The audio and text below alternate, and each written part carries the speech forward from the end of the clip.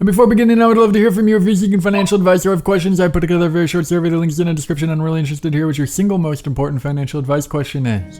I have some amazing financial advice today to ask the question, should companies even interview? How does this matter? Employees are a lot like investments. A company pays them today like a loan or equity in a company and hopes to make more out of them over time than what they are being paid. That is really very much like investing. And much like investing, employees need to be selected. Investments go through a selection process. Most employees go through a selection process. This is called the interview process. Let's look at a typical interview process. A member of the human resources or recruiting staff of a company puts up a job post. They copy and paste the description based on a previous description. They weren't really asked to add this specific position, just add heads in a certain area. They don't know anything about the teams, people, or work that is being done.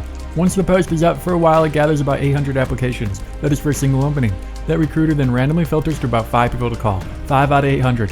They don't really have any criterion. They don't really know about the position. They don't know about this career field. They don't even care. Do you see how this is exactly random selection?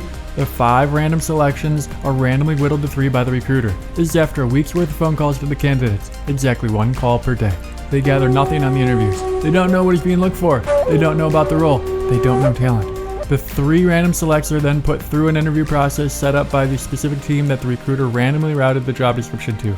The secret is there is no interview process. Even if the team asks tricky questions, the tricky questions are irrelevant. They have no idea what to ask, have never thought of it, never will, and don't care.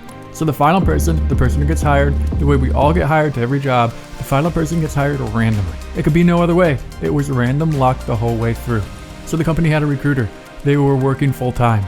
They had people sitting on interviews. They had people supposedly designing interviews, all to choose one person out of 800 by random choice.